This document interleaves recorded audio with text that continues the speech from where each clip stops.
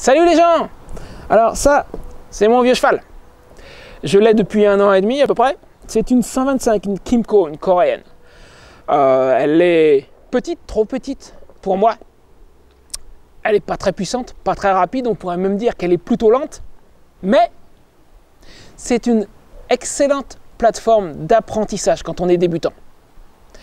Ce que je veux dire par là, c'est qu'avec ce type de moto, vous pouvez commettre des erreurs, faire des bêtises, sans vous retrouver à embrasser la route d'un seul coup. Par exemple, moi j'ai commis des erreurs, surtout au début. Il m'est arrivé d'utiliser le frein avant à des moments où il ne fallait pas utiliser le frein avant.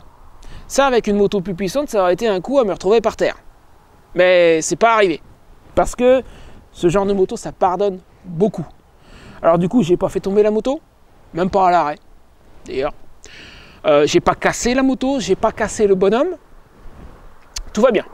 Par contre, cette moto va pas être suffisante pour mon grand projet. Vous savez que je vais être nomade pendant 1 an. Je vais pratiquer le camping moto au début en France, puis en Espagne et au Portugal. Et pour ça, il va falloir que j'emmène avec moi tout ce dont j'aurai besoin pour vivre au jour le jour. La tente, le lit, le sac de couchage, la nourriture, que j'emmène tout avec moi. Cette moto, on est juste incapable. Et puis toute la distance à couvrir, encore une fois, ça n'est qu'une 125 et puis en plus, elle est trop petite pour moi. Donc, il va me falloir une autre moto. Qu'est-ce que ça va être cette autre moto? Eh bien, c'est précisément ce dont nous allons parler dans cette vidéo, juste après ça. Je suis désolé, j'ai prévu de créer une intro super avec musique épique et tout pour cette nouvelle chaîne YouTube, mais elle n'est pas encore prête. Là, vous êtes en train de regarder la toute première vidéo en français de ma nouvelle chaîne YouTube, et du coup, l'intro n'est pas prête. Ok, après cette intro, on ne peut plus extraordinaire, vous en conviendrez. Non, vraiment, il va falloir que je la fasse, l'intro, mais j'ai besoin de la moto pour faire différents plans pour l'intro, entre autres. Et j'ai un ami qui devra me faire une musique pour ça. Donc pour le moment, l'intro est un peu... il n'y en a pas, quoi. Bon, bref, passons. Avant toute chose, alors on va parler de la ou des motos en réalité que j'ai en vue, mais avant même de commencer par ça, regardez sur mon écran la zone en haut à droite. Il doit y avoir, je sais pas, une bonne trentaine de pages d'ouvertes. Tout ça, ce sont des informations, des tests, des produits, enfin de tout. Il y a les motos, il y a l'équipement, il y a les campings que je compte fréquenter. Tout ça, ce sont mes recherches des 6 derniers mois. Je peux vous dire que j'ai passé du temps à me renseigner sur tout ce que je vais devoir faire, sur ce dont je vais avoir besoin. Par exemple, ici, j'ai la tente que je compte utiliser. Je ne l'ai pas choisie par hasard, c'est une tente spécifique pour pratiquer le camping moto. Comme vous pouvez le voir, on peut rentrer la tente dedans. Elle est étudiée en termes de poids et d'encombrement. Il y a une photo quelque part là qui le montre. Attends, je la cherche. Ça, c'était la partie intérieure. Vous avez un garage et une partie habitation. Voilà. Question encombrement, elle est prévue pour le camping moto. Et j'ai tout un tas d'équipements comme ça dans toutes ces pages que j'ai d'ouvertes. J'ai des vidéos de tests, j'ai des articles qui parlent. Qu'est-ce que j'ai par exemple ça, alors je me souviens pas de tout parce que j'ai gardé des choses de côté, mais je me rappelle pas de tout. Ça, c'est un système de sécurité je crois que ça doit être pour géolocaliser la moto, il me semble. Voilà, j'ai des tas de choses, j'ai tout prévu quelque part là-dedans. Il y a le lit que je vais utiliser. Il y a des campings, tenez là, non, ça ce sont des gants chauffants pour l'hiver.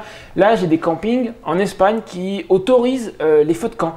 Voilà, j'ai fait énormément de recherches. Et donc, pour en revenir au sujet qui nous préoccupe aujourd'hui, donc la moto que je vais utiliser. Alors, j'ai 4 candidates en réalité. Il y a une moto définitive qui est celle qui vraiment me permettra de partir pour ce grand projet. Puis j'ai des motos temporaires parce que la moto définitive, vous allez le voir dans un instant, elle n'est pas donnée. Elle existe en neuve ou je pourrais peut-être l'acheter en occasion, mais même en occasion, nous sommes en train de parler de 5 à 6 000 euros. Il s'agit de la Kawasaki Vulcan 900 en version classique. Moi, personnellement, question style, ce qui m'intéresse, ce sont les customs. Question style et puis question position de conduite aussi, c'est ce que j'aime. Vous avez pu voir que ma 125 que je vous ai montré en début de vidéo, c'est également un custom. Alors, elle est trop petite pour moi, je suis un peu ramassé dessus, mais ça reste quand même la position de conduite que j'apprécie. Lorsque j'ai passé mon permis A2, j'ai conduit des roadsters, donc le dos plus droit, les jambes à la verticale. Bon, je peux conduire un roadster évidemment, mais c'est pas ma tasse de thé, on va dire. Je préfère la position d'un custom. Et alors, en style classique, ça c'est surtout pour mes vidéos, pour l'apparence, il faut que ça claque un petit peu, quoi. Ça fait, moi, je trouve que ça fait plus, c'est plus agréable à regarder. Alors, le style classique, on peut le voir là par la large roue avant. Est-ce qu'il y a une photo de face quelque part? Là, voilà. Vous voyez que la roue avant est assez large, assez épaisse. Les garde-boue sont englobants. Vous avez un moteur qui est un bicylindre en V, comme ce qu'on trouve sur les Harley. Alors, je ne me dirige pas sur une Harley pour une question de coût, mais aussi parce que je suis limité, point de vue puissance moteur, par mon permis, mon A2. Je ne peux conduire que des motos qui ne dépassent pas les 47 chevaux et demi. Celle-ci, modèle d'après 2013, fait pile la limite, pile les 47 chevaux et demi. Donc ça, c'est vraiment mon choix de prédilection pour partir, pour sa puissance, pour son couple. Il faut savoir que je vais tout emporter avec moi, donc il faudra une moto qui quand même puisse tirer, emporter tout cet équipement. Mais aussi parce qu'elle a, je ne sais pas si on peut le voir quelque part sur les photos, elle a un frein à disque à l'avant et un frein à disque à l'arrière. Je suis en train de regarder si on a l'autre côté. Alors, bon, sur leur photo, là, a priori, on ne le voit pas, mais il y a un frein à disque à l'arrière. On va pas la voir en plus grand là, mais alors il est un petit peu caché, mais il y a un frein à disque. Les autres motos que je vais vous montrer, qui sont pour moi des solutions temporaires, parce que je pourrais peut-être pas aller sur celle-là dès le début pour une question de coût, les autres ont des freins à tambour à l'arrière. Et quand il va s'agir d'arrêter une moto lancée avec tout le chargement que je vais avoir, le fait d'avoir un frein à disque à l'arrière, ça sera pas négligeable. Je regarde s'il y a une photo où on puisse vraiment voir le disque à l'arrière, mais apparemment pas. Donc voilà, les avantages de celle-ci, ah ben voilà, ça s'est ouvert en grand. Non, il est caché derrière la poulie de la courroie, mais bon, il y a un disque à l'arrière. Donc les avantages de celle-ci, sa puissance, son couple, le frein à disque à l'arrière, et le fait que la transmission se fasse par courroie. Une courroie, il y a strictement, enfin quasiment aucun entretien.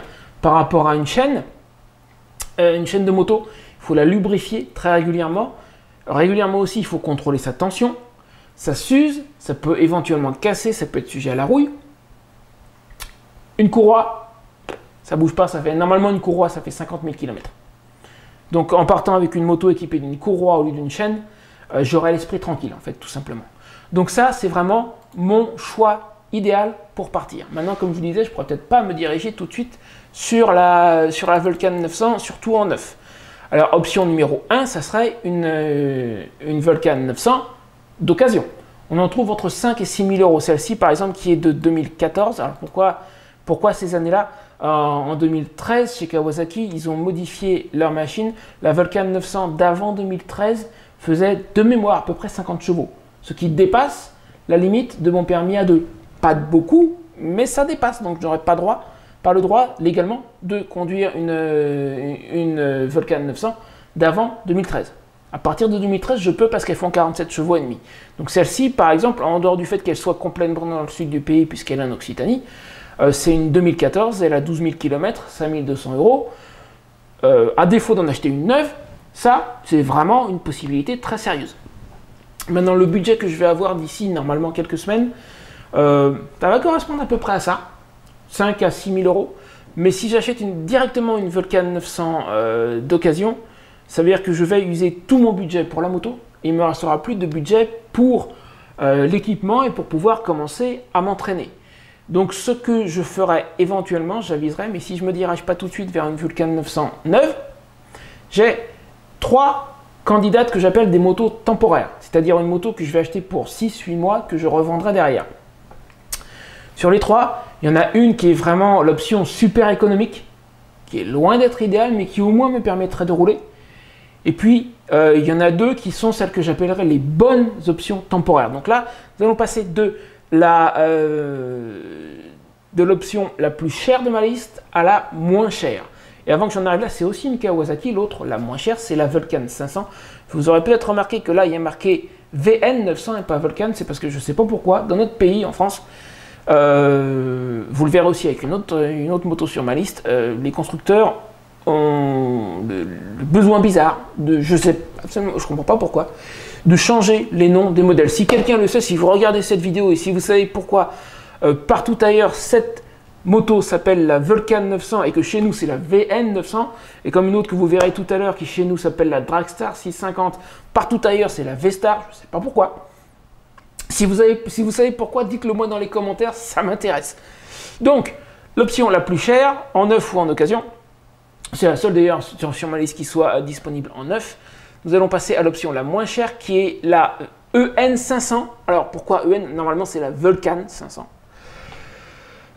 Donc là, nous avons transmission par chaîne, c'est pas idéal. C'est pas un bicylindre en V, c'est un bicylindre en ligne. Elle n'a pas du tout le style classique. Il y a un frein à tambour à l'arrière. Mais à défaut d'autre chose, on la trouve pour vraiment pas cher, 1500, 1600 euros. Celle-là, par exemple, je crois qu'elle doit être en Rhône-Alpes. Et j'ai un oncle en Bourgogne, donc de Rhône-Alpes à Bourgogne, pour la ramener, c'est faisable, on va dire. C'est pas une moto qui se trouverait en Provence-Alpes-Côte d'Azur ou pour rentrer soit chez moi, soit chez quelqu'un que je connais, il y a 7 ou 8 heures de route.